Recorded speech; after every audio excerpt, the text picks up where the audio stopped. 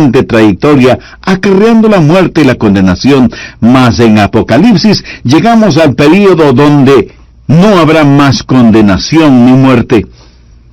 En Génesis, Satanás aparece por primera vez. En Apocalipsis, aparece por última vez, antes de ser sentenciado al abismo. En el libro de Génesis, el hombre fue separado de la presencia de Dios por el pecado. En Apocalipsis, sus hijos estaremos ante la presencia de Dios cara a cara. En Génesis, los habitantes del mundo buscaban una ciudad por fe, y esa ciudad santa es presentada en gloria. En Apocalipsis, en Génesis, Satanás pronuncia su primera mentira. En Apocalipsis vemos una ciudad donde ninguna mentira podrá entrar jamás. Deseo que consideremos en el panorama profético primero la persona central de la profecía. Por favor, lea Apocalipsis capítulo 1, el versículo 1, la revelación de Jesucristo. ¿Lo ve? Jesús es la persona central de la profecía. Y permítame agregar que toda la Biblia es la revelación de Jesucristo. Jesús es el héroe de la Biblia, de la profecía y del libro de Apocalipsis. La palabra revelación en este versículo es la palabra griega apoculipsis, que literalmente significa revelar.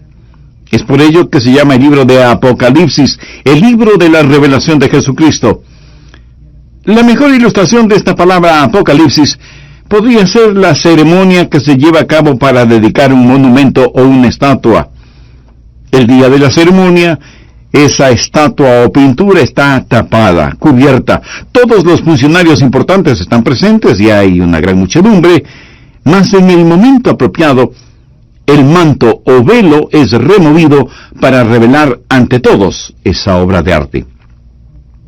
Es exactamente lo que el libro de Apocalipsis hace. Revela a Jesucristo. Jesucristo es revelado y Él mismo es quien se da a conocer. Verá, cuando Jesucristo vino la primera vez a esta tierra, caminó las polvorientas costas de Galilea y por lo general, con la excepción de la transfiguración, su gloria estaba cubierta. Pero cuando Él regrese, vendrá en todo su esplendor y su gloria será revelada. Mis versículos favoritos están en 1 Timoteo 6, versos 15 y 16. Dicen, la cual a su tiempo mostrará el bienaventurado y solo soberano, Rey de reyes y Señor de señores, el único que tiene inmortalidad, que habita en luz inaccesible, a quien ninguno de los hombres ha visto ni puede ver, al cual sea la honra y el imperio sempiterno. Amén. Su segunda venida va a ser muy diferente a la primera. Él viene en gloria. La primera vez Él vino para su crucifixión, mas cuando regrese, Él viene para su coronación. La primera vez Él vino y estuvo de pie ante Pilato para ser juzgado. Mas cuando regrese, Pilato estará de pie ante Jesús para ser juzgado. La primera vez Él vino y sufrió vergüenza, mas regresará en victoria. La primera vez Él vino para redimirnos, en la segunda viene para reinar sobre nosotros. La primera vez Él vino como un siervo, mas cuando regrese, viene como el soberano, el único Señor de señores y Rey de reyes. Verá, si tan solo tuviésemos los evangelios sin su revelación, no podríamos ver todo lo que es el Señor Jesucristo. Existe una revelación, un apocalipsis que muestra a Jesús en su gloria, Cristo en su totalidad, no solo como Salvador, sino también como soberano, no solo como justificador, sino también como juez, no solo como redentor, sino también como gobernador, no solo muestra al Cordero, sino también la ira del Cordero. Así que la persona central de la profecía es el Señor Jesucristo. Segundo, el propósito claro de la profecía. Leamos otra vez el versículo 1, la revelación de Jesucristo que Dios le dio para manifestar a sus siervos las cosas que deben suceder pronto, y la declaró enviándola por medio de su ángel a su siervo Juan. ¿Cuál es el propósito de la profecía? Es mostrar el futuro a sus siervos. Es lo que dice aquí, para manifestar a sus siervos las cosas que deben suceder pronto. La palabra siervo aquí significa esclavo. Este es un tipo especial de esclavo. No alguien que está esclavizado a la fuerza, sino una persona que ha elegido ser esclavo de su amo. Amigo, esto habla de todo creyente. ¿Sabía usted que en nuestra esclavitud a Jesucristo somos liberados completamente? Nosotros somos su propiedad, sus esclavos voluntarios. ¿Para quién y para qué fue escrito el libro de Apocalipsis? Para los esclavos voluntarios de Jesús. Amigo, si usted no es un esclavo de Jesús, le va a ser muy difícil entender y disfrutar este libro. Si no es esclavo del Señor, usted está leyendo la correspondencia de otra persona y es por ello que no tiene sentido para usted. Escuche, es la revelación de Jesucristo que Dios le dio para mostrársela a los que son de su propiedad, a sus siervos, a sus esclavos, la revelación de lo que pronto va a suceder. Aquí hay dos puntos importantes. El primero es la certeza de esta profecía, las cosas que deben suceder pronto. Entre el año 100 y 165 después de Cristo, vivió un brillante filósofo llamado Justino. Él no era un creyente, pero comenzó a estudiar las profecías bíblicas y al estudiarlas, este gran intelectual llegó a convencerse de que la Biblia es la palabra inspirada de Dios. Tanto que murió por su fe, y ahora lo conocemos como Justino el mártir. ¿Qué hizo que Justino llegara a creer? Citaré sus propias palabras. Escuche su testimonio. Él dijo: el declarar algo que va a suceder mucho antes de que ocurra, antes de que llegue a ser y que se cumpla, o es esto la obra de Dios, o nada es la obra de Dios. Lo que le está diciendo es que el cumplimiento de las profecías es una de las más grandes evidencias de que existe un Dios y de que Él es el Dios de este libro. Las cosas que deben suceder pronto. Usted puede confiar plenamente en la certeza de la profecía y, en segundo lugar, en su cercanía. Dice, las cosas que deben suceder pronto. Esto no significa que sucederán en los próximos 15 minutos o 15 años. Habla de su inminencia, que puede suceder en cualquier momento. Significa que cuando la acción comience, se cumplirá velozmente. Nosotros necesitamos estar y permanecer preparados. ¿Cómo se comunica Dios en el libro de Apocalipsis? Capítulo 1, versículo 1, y la declaró enviándola por medio de su ángel a su siervo Juan. La palabra declaró está llena de símbolos, y el libro de Apocalipsis está lleno de símbolos.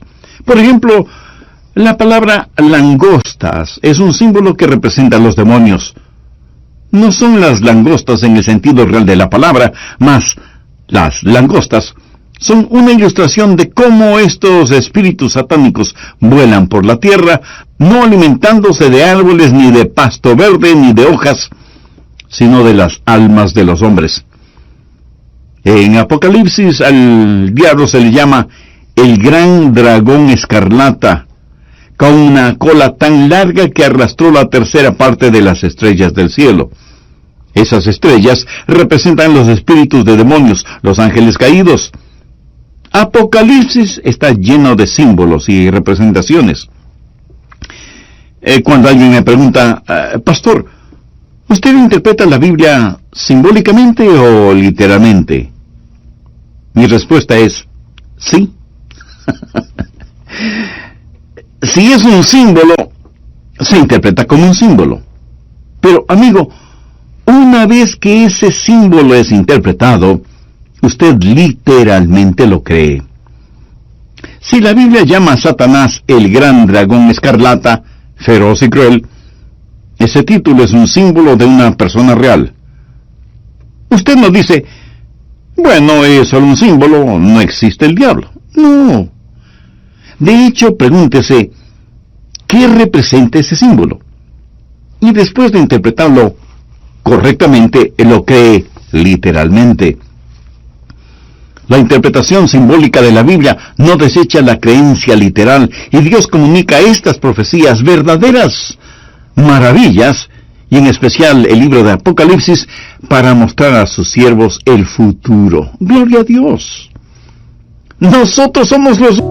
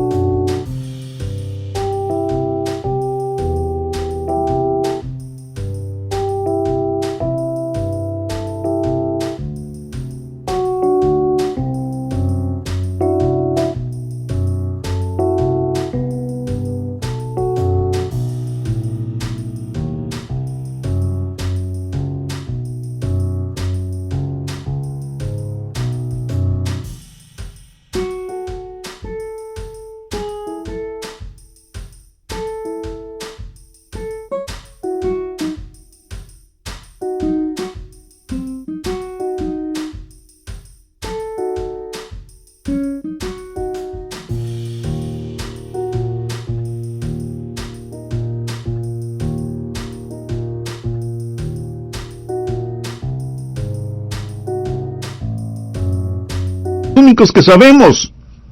Todos los sabios del Pentágono y del Congreso juntos no saben lo que el Hijo más sencillo de Dios sabe con su Biblia abierta y la iluminación del Espíritu Santo. No navegamos como un barco a la deriva, sin mástil o sin brújula. Esto nos debe dar gran ánimo.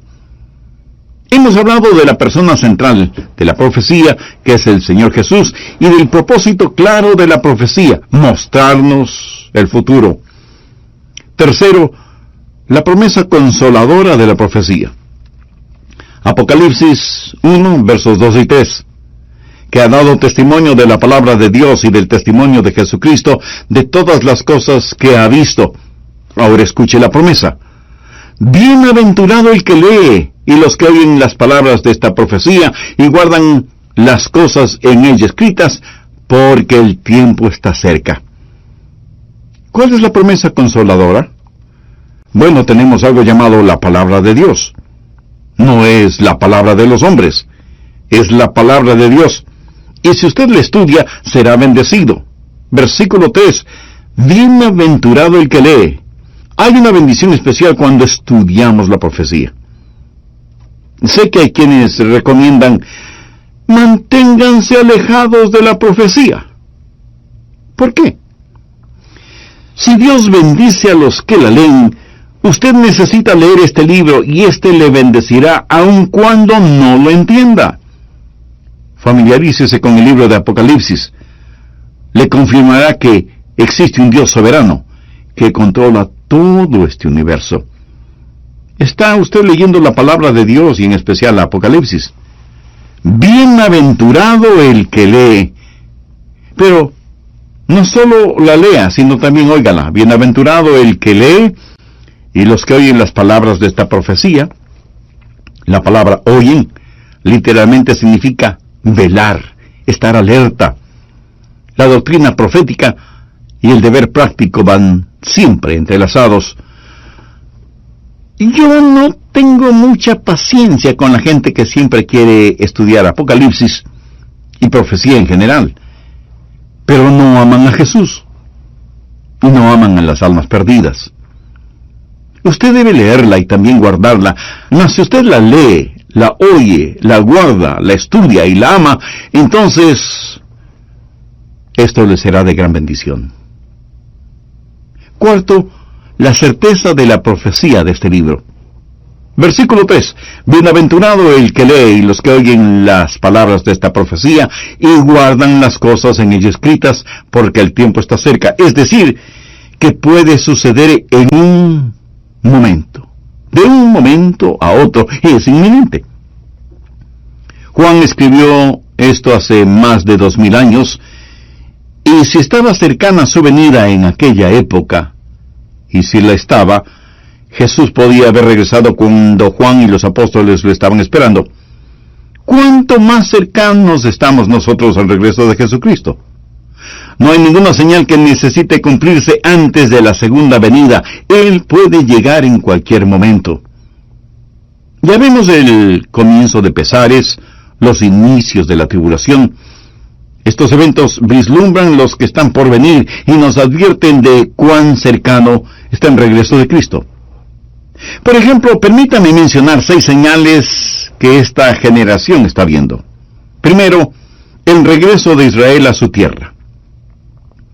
El 14-15 de mayo de 1948, una nación nació.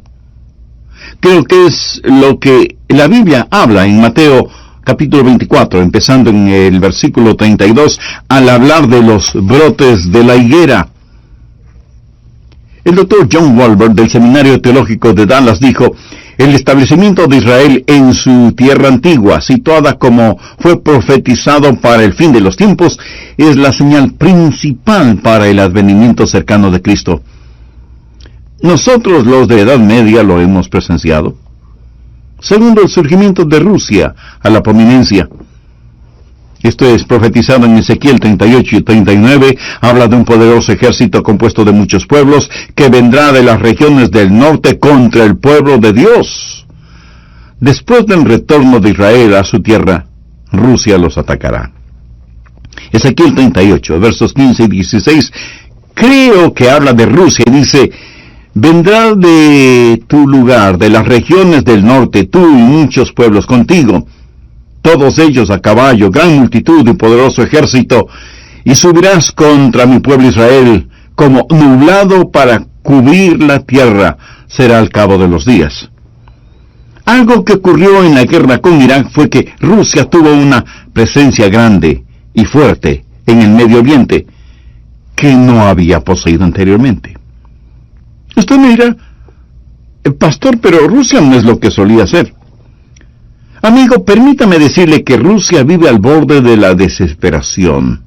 El gran oso ruso es quizás más peligroso ahora, tal y como lo es un oso herido. Recalcaré que el surgimiento de la Rusia soviética, su invasión y presencia en el Medio Oriente, es una de las señales que estamos viviendo en los últimos tiempos. Bien, continuaré con este tema en el próximo programa. Antes de finalizar, permítame preguntarle: ¿es usted ya salvo o salva? ¿Está esperando la gran tribulación o goza ya de eterna salvación? Si usted aún no tiene una relación personal con Dios por medio de Jesucristo, le invito a orar la siguiente oración. Querido Dios, aunque sé que las cosas proféticas son importantes, mi necesidad de ti lo es más aún, porque soy pecador y necesito ser salvo. Me acerco a ti en busca de tu misericordia y perdón. Señor Jesús, sé que tú diste tu vida y derramaste tu sangre en el Calvario como pago de la culpa de mis pecados. Gracias por amarme de esa manera. Ven a mi corazón ahora mismo y sé mi Salvador y mi Señor.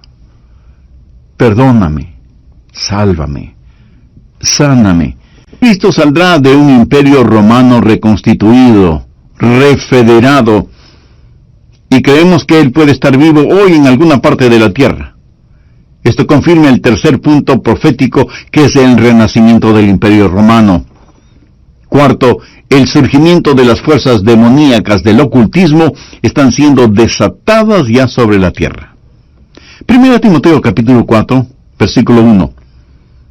Pero el Espíritu dice claramente que en los postreros tiempos algunos apostatarán de la fe, escuchando a espíritus engañadores y a doctrinas de demonios. En un periódico importante leí lo siguiente: los expertos oyen millares de historias de abuso satánico. Hasta recientemente, muchos de los que tratan a los enfermos mentales veían el satanismo solo como algo emocionante en las páginas de novelas baratas. Pero ya no más. Tan increíble como pueda parecer, los psiquiatras dicen que un cálculo de 10,000 a 20,000 personas han confesado en la década pasada abusos monstruosos cuando eran niños, perpetrados en ellos por sectas de adoradores de Satanás. En muchos casos, por sus propios padres y abuelos. Algunas de las historias pueden ser producto de la imaginación, pero no todas. Yo tengo un archivo lleno de casos de personas que han alegado ser abusadas ritualmente.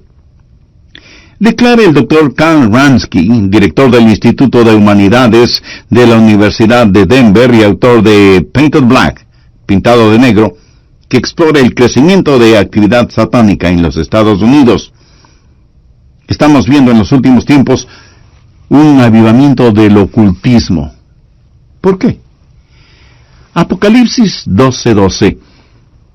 El diablo ha descendido a vosotros con gran ira, sabiendo que tiene poco tiempo. La revista Time reportó un gran incremento de brujería en Europa. Más de 40,000 misas negras se llevan a cabo anualmente solo en Francia. En las universidades modernas no es extraño encontrar cursos en brujería, astrología, vudú, magia y todo ese tipo de cosas. Esto es el surgimiento del ocultismo. Quinto, los eventos que se están dando en la naturaleza. Esto es otra cosa que nos hace saber que quizás estemos a punto de ver la venida de nuestro Señor Jesucristo. ¿Qué tenemos? Eclipses solares. Dios profetizó en Lucas 21 señales en el sol, terremotos. La tierra está palpitando y temblando, y el mejor lugar donde estar firme es en el Señor Jesucristo. Sexto, Mateo 24 nos habla de que habrá pestes y hambre en los últimos días. Millones mueren ya cada año de inanición. Al predicar hoy, podemos oír galopar el caballo negro del hambre y el caballo amarillo de la muerte. Necesitamos saber qué va a suceder. Existen cosas que definitivamente deben acontecer y acontecerán. Les mencionaré algunas, pero deseo que entienda que estoy en el comité de bienvenida del Señor, no en el comité de programación. Bien, primero ocurrirá el rapto de la iglesia. Apocalipsis 4, versículo 1 dice, después de esto. Literalmente significa después de estas cosas, es decir, después de la era de la iglesia. Miré, y he aquí una puerta abierta en el cielo. Y la primera voz que oí, como de trompeta, hablando conmigo, dijo, sube acá, y yo te mostraré las cosas que sucederán después de estas. La voz de la trompeta.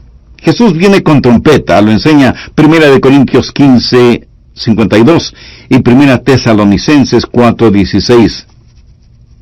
Esta misma noche Jesús, con voz de mando, nos puede ordenar, suban acá, mis amados, y seremos arrebatados para recibir al Señor en el aire. Jesús dijo en Lucas 17, versos del 34 al 36, aquella noche estarán dos en una cama, el uno será tomado y el otro será dejado. Dos mujeres estarán moliendo juntas, la una será tomada y la otra dejada. Dos estarán en el campo, el uno será tomado y el otro dejado. Dios, en un instante, en un abrir y cerrar de ojos, el movimiento más rápido del cuerpo,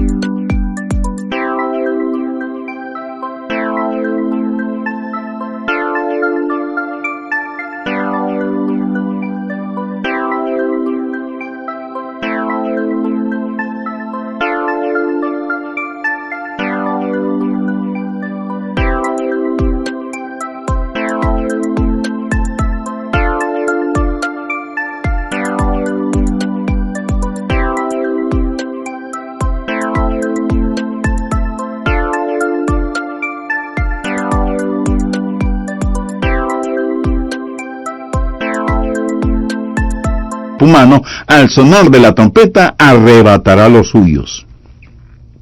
Segundo, viene la gran tribulación. Con el poder de los 7 años a pelear la batalla de Armagedón. Tercero, después de la gran tribulación, se llevará a cabo la batalla de Armagedón. Apocalipsis 16:16. Y los reunió en el lugar que en hebreo se llama Armagedón. Los demonios empezarán sus fechorías en el río Eufrates, que es el hogar del Irak moderno y antiguo. Y los grandes ejércitos se reunirán en esa montaña en Israel llamada Megiddo. Armagedón significa montaña de Megiddo. ¿Cómo se peleará esta batalla? Apocalipsis capítulo 19, versículo 19.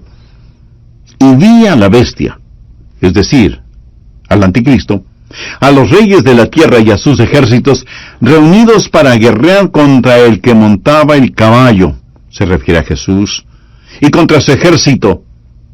Y la bestia fue apresada, y con ella el falso profeta que había hecho delante de ella las señales con las cuales había engañado a los que recibieron la marca de la bestia y habían adorado su imagen.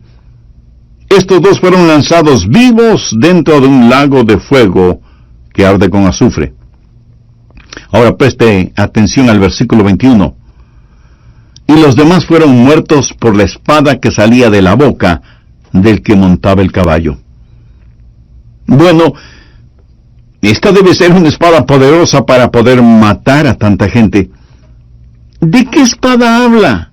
Que procede de su boca. Hebreos 4:12 dice, porque la palabra de Dios es viva y eficaz y más cortante que toda espada de dos filos. Imagínense las fuerzas del anticristo acampando en el valle de Jezreel, de Megiddo, el cual Napoleón dijo que era el mejor campo de batalla natural del mundo. Ahí están los contingentes de todas las naciones reunidos y listos para exterminar a Israel. Entonces aparece el Señor Jesús, como profetiza Judas 1:14. Y aquí viene el Señor con sus santas decenas de millares. Este es el ejército que, vestidos de lino blanco, sigue a su comandante en jefe, el Señor Jesús. El ejército del anticristo está armado con bombas atómicas, armas químicas, láseres, tanques, jets y todo tipo de armamentos de guerra. Entonces llega nuestro Salvador con una espada en su boca, y Él gana la guerra con dos palabras: caigan muertos. Y eso es todo. Él los mata con una espada que sale de su boca. Con su palabra los creó, con su palabra los aniquilará. Cuarto, el Señor Jesús reinará por 1000 años, aquí sobre esta tierra. Apocalipsis 20, versículo 6. Bienaventurado y santo el que tiene parte en la primera resurrección. Esta toma lugar en el rapto. La segunda muerte no tiene potestad sobre estos, sino que serán sacerdotes de Dios y de Cristo, y reinarán con Él 1000 años. Satanás va a ser atado y encerrado en el abismo, la sentencia más larga de la historia. Luego Jesús gobernará y reinará. Es cuando el desierto florecerá como una rosa, cuando el cordero y el león se echarán juntos, y el cordero no estará dentro del león. Es cuando los hombres convertirán sus espadas en arados, sus lanzas en podadoras. Las naciones no levantarán espada contra las otras naciones. La tierra se llenará del conocimiento de la gloria de Jehová como las aguas cubren el mar. Quinto, después del reinado de 1000 años del Señor Jesús, vendrá el juicio final. Por favor, lea conmigo Apocalipsis 20, del verso 11 en adelante. Y vi un gran trono blanco, y al que estaba sentado en él, de delante del cual huyeron la tierra y el cielo, y ningún lugar se encontró para ellos. Y vi a los muertos grandes y pequeños de pie ante Dios, y los libros fueron abiertos, y otro libro fue abierto, el cual es el libro de la vida, y fueron juzgados los muertos por las cosas que estaban escritas en los libros según sus obras. Y el mar entregó los muertos que había en él, y la muerte y el Hades entregaron los muertos que había en ellos. Diferencia entre el Hades y el lago líquido de fuego. Es la diferencia entre alguien que está en tormento en su espíritu y alguien que está en tormento en su cuerpo resucitado. Esa es la diferencia. ¿Por qué esperar hasta el juicio final? Porque Hades es solo el lugar de espera hasta que el juicio final tome lugar. Por ejemplo, si se apresa a un maleante que ha cometido crímenes atroces, Las autoridades no lo sueltan a la calle por más fianza que pague. Las autoridades lo encierran bajo estricta vigilancia hasta el día de su juicio. Después de ser sentenciado, se le lleva a la penitenciaría quizá por el resto de su vida. El lago de fuego es la penitenciaría de los condenados.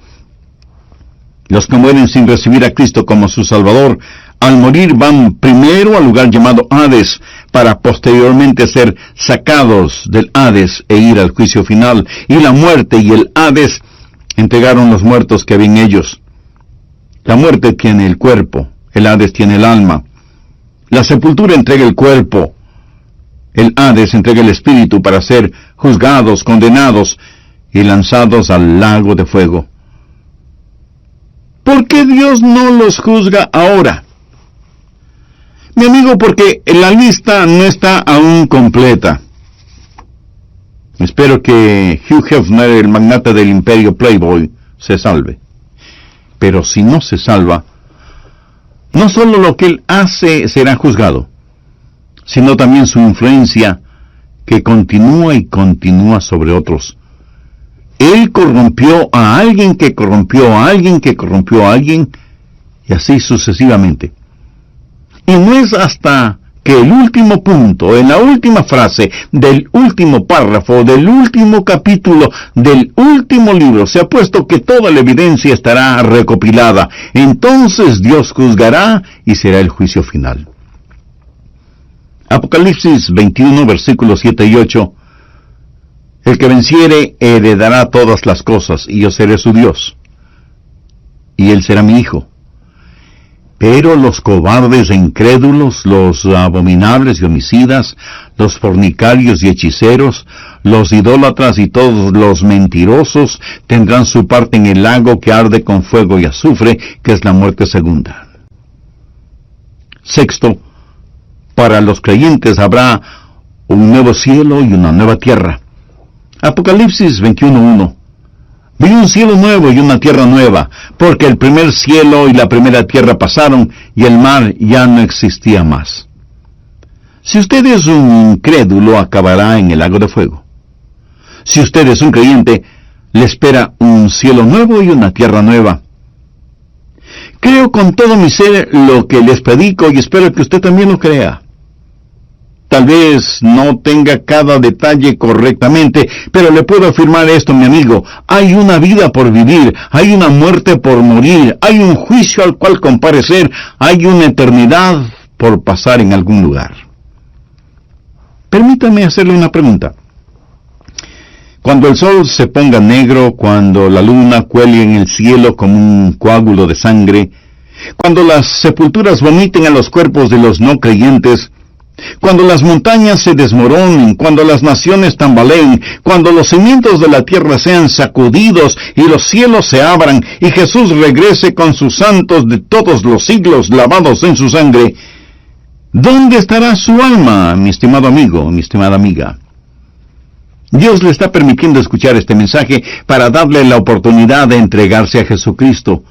La última invitación en la Biblia está en Apocalipsis 22:17. Escuche cuidadosamente. Y el espíritu y la esposa dicen, ven. Y el que oye diga, ven. Y el que tiene sed, venga. Y el que quiera, tome del agua de la vida gratuitamente. Y el que quiera, tome del agua de la vida gratuitamente. ¿Usted quiere ser salvo? Venga. La gente habla acerca de quiénes son los elegidos y quiénes no lo son. Mas, si usted está sediento, simplemente venga, venga. El que quiere, tome del agua de la vida gratuitamente. Permítame no solo darle la última invitación, sino también la última oración de la Biblia. Apocalipsis 22, verso 20. El que da testimonio de estas cosas dice, Jesús es el que testifica, mírelo. Ciertamente vengo en breve. Amén. Sí, ven, Señor Jesús. Amigo, el arrebato de la iglesia podría tomar lugar al final de este mensaje. Si usted tiene sed, la palabra de Dios para usted es venga, venga, venga Jesús.